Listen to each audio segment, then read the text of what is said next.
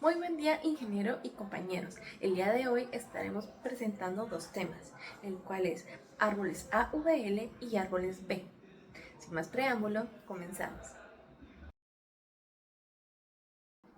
Un árbol AVL es un tipo de árbol binario de búsqueda, con la característica que se balancea automáticamente. Esto quiere decir que tanto sus lados izquierdos como derechos cuentan con casi la misma altura de nodos, para que sus operaciones sean mucho más rápidas y ordenadas.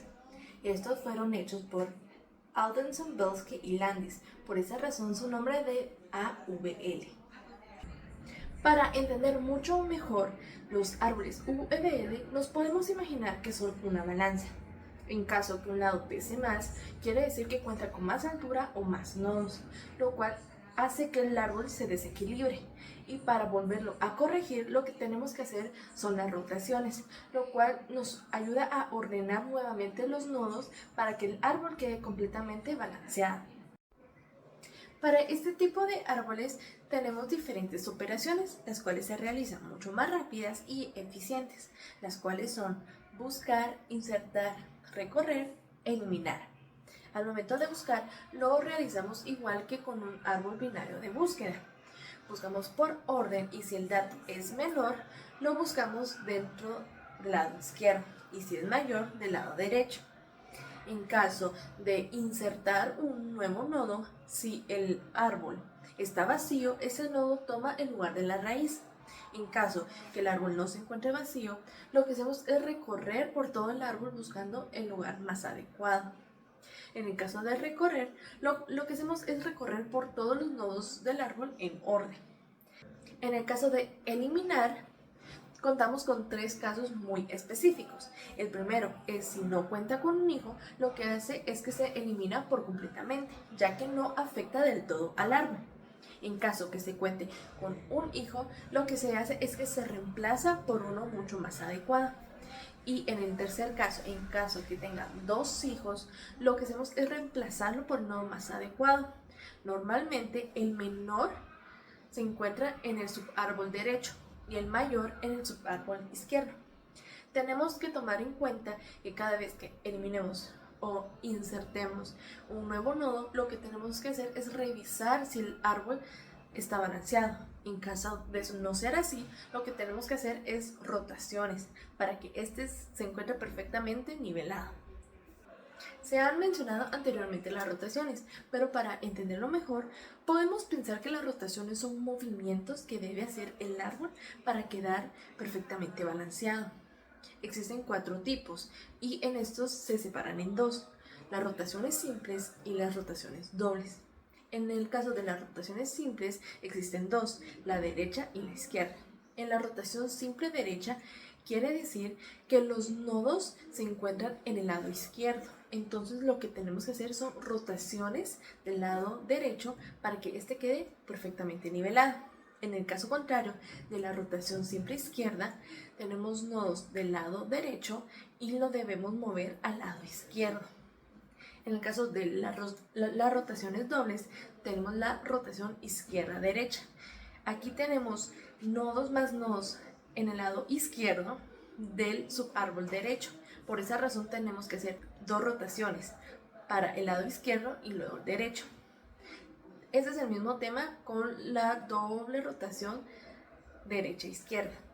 Se hace el mismo procedimiento.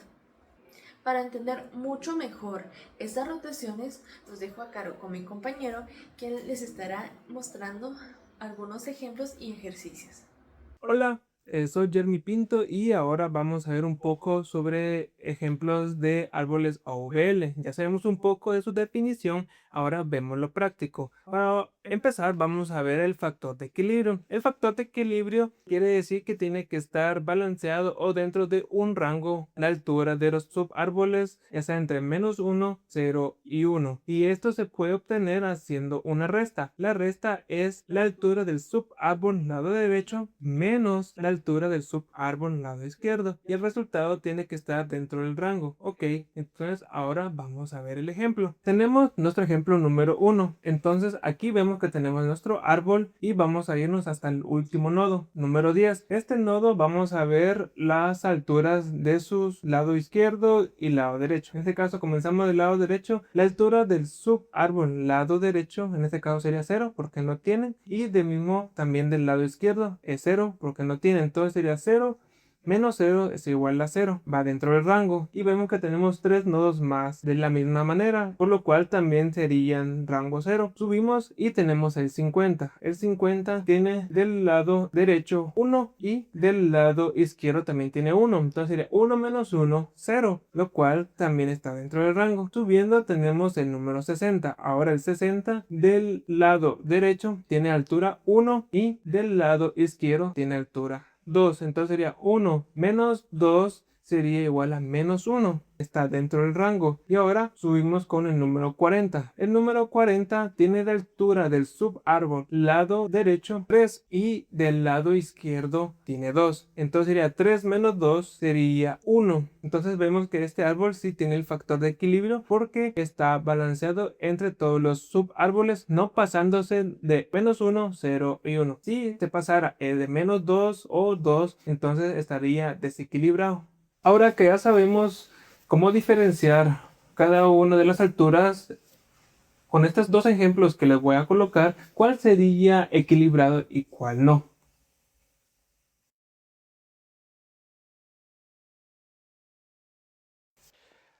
Ahora vamos con el ejemplo número 2, que es la rotación a la derecha. Tenemos aquí nuestro árbol y entonces para poder validar la rotación a la derecha tenemos que recordar de la siguiente regla, que es si la altura de los subárboles del lado izquierdo es mayor que del lado derecho, se puede hacer una rotación directa. En este caso vemos que del lado derecho es 0. ¿Por qué? Porque no tiene nodo. Y del lado izquierdo tiene 2, que es el 10 y el 4. Entonces sí podemos aplicar la rotación directa. En este caso, ¿cómo quedaría? El número 10 subirá a la posición del 16 y 16 se va a convertir en hijo del nodo 10 y quedaría de esta forma. Ahora vamos a verlo con otro ejemplo, que es ya teniendo también un nodo del lado derecho. En este caso, al poder verlo, vamos a aplicar también la regla que vimos si la altura del lado derecho es menor a la del lado izquierdo. Entonces, visualizándolo, podemos ver que otra vez efectivamente el lado izquierdo supera al lado derecho. Entonces se puede hacer una rotación directa. Pero ahora, ¿cómo lo haremos en este caso? Igualmente, el 10 va a subir a la posición del 16. 16 se va a convertir en hijo del 10, pero ahora ¿qué vamos a hacer con el 12? El 12 que tenemos ahora no lo podemos eliminar y dejarlo solo así. Este vamos a pasarlo a ser hijo también del 16 y quedaría de esta forma. Y así es la función a la derecha.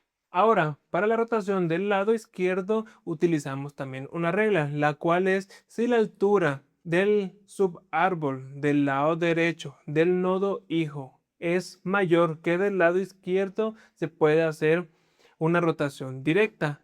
En este ejemplo que tenemos aquí, sí podemos hacerlo, porque del lado izquierdo solo hay 1 y del lado derecho tiene altura 2, entonces es mayor. Entonces, ¿cómo quedaría? Entonces, el 24 subiría, el 16 pasaría a ser hijo del nodo 24 y ahora el 20. ¿Qué vamos a hacer con el 20? No se puede eliminar como en el caso anterior.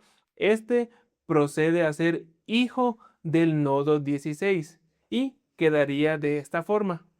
Por tanto, así es la rotación del lado izquierdo.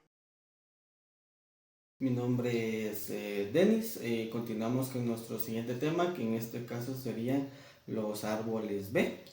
Pero antes repasemos lo que es un poco, digamos, qué es un árbol.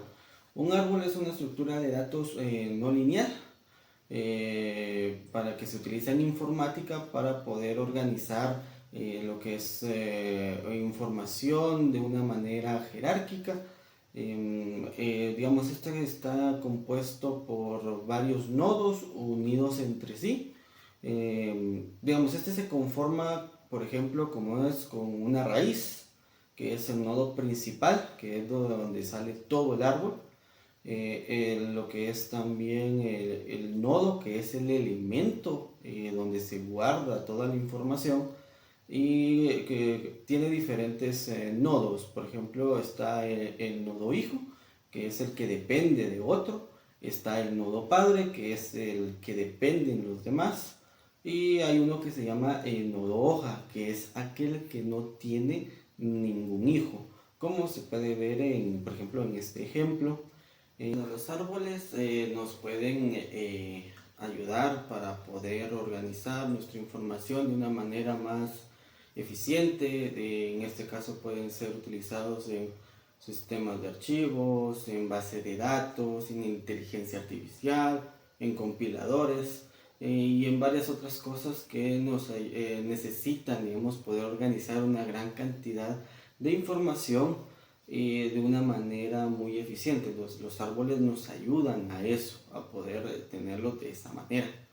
En este caso, por ejemplo, los árboles en B es una estructura de datos para poder organizar información, poder almacenarla, pero estos están enfocados en poder guardar una cantidad bastante grande de información. Están diseñados específicamente para poder utilizarlos, por ejemplo, en base de datos, ya que la información que estos utilizan es bastante. Son muchos los datos que se tienen que guardar, entonces estos ayudan a poder organizar y poder almacenar esa cantidad de datos que es muy grande. Entonces, más que todo están especializados para eso. Estos árboles, a comparación, digamos que los árboles binarios, los árboles en B son capaces de tener lo que son varios hijos por cada nodo, a comparación de los árboles binarios que tienen una limitante, que solamente pueden tener dos hijos nada más por nodo. Los árboles en B pueden tener varios hijos por cada nodo. Esa es una de las ventajas que tiene esta clase de árbol. Estos árboles también se caracterizan por mantener lo que son los datos organizados y también permiten búsquedas rápidas y reducen también lo que son los accesos al disco y mantienen de alguna manera se mantienen balanceados automáticamente. Entonces, por ejemplo, tenemos este ejemplo de un árbol simple. En este caso, pues la raíz es el número 5, que es donde inicia el árbol, y lo que es al lado izquierdo están todos los valores menores a lo que es la raíz, que sería el 5, y al lado derecho están todos los valores que son mayores al árbol. Entonces, así es como se organizan y como indicamos anteriormente, como se puede ver, cada nodo puede tener varios hijos. Entonces, es como decía, a veces una de las ventajas que se tiene en este árbol, que se pueden tener varios hijos en un solo nodo, como se puede ver en este ejemplo simple. Algunas otras ventajas que tienen estos árboles es que tienen un gran rendimiento, es ideal, como comentábamos, para las bases de datos, ya que cuentan con una búsqueda muy rápida, aún teniendo millones de datos guardados, es capaz de buscarlos muy rápidamente. Algunas desventajas que tal vez podría presentar es que su implementación es mucho más compleja y su uso de memoria es mayor a algunas estructuras mucho más simples. Continuando con los árboles B, vamos a ver lo que es la inserción de los árboles B. el cual consiste en agregar nuevos valores, manteniendo el árbol ordenado y balanceado. La regla general: si un nodo tiene cierta cantidad de valores, entonces puede tener un hijo más que la cantidad de valores. Para ello vamos a ver un ejemplo en la siguiente tablita. Por el nodo 1 vemos que hijos posibles son 2. En el valor del nodo 2 vemos que hijos posibles son 3. En el valor del nodo 3 vemos que hijos posibles son 4. En el valor del nodo 4 vemos que hijos posibles son 5. Vamos a explicar unos ejemplos rápidamente. Por ejemplo, si el nodo es valor 1, posibles hijos serían 2. Para ello vamos a usar el nodo 10. Sus hijos posibles serían: el hijo 1 sería menor a 10 del lado izquierdo. El hijo 2 sería mayor a 10 del lado derecho. El árbol se vería de la siguiente manera. Ahora vamos con el ejemplo de un nodo de valor 4. Para ello vamos a usar el ejemplo de los nodos 10, 20, 30 y 40. Los posibles hijos serían 5. Hijo 1 sería menores que 10. El hijo 2 sería entre 10 y 20. El hijo 3 sería entre 20 y 30. El hijo 4 sería entre 30 y 40. Y el hijo 5 sería mayores de 40. Se vería de la siguiente manera.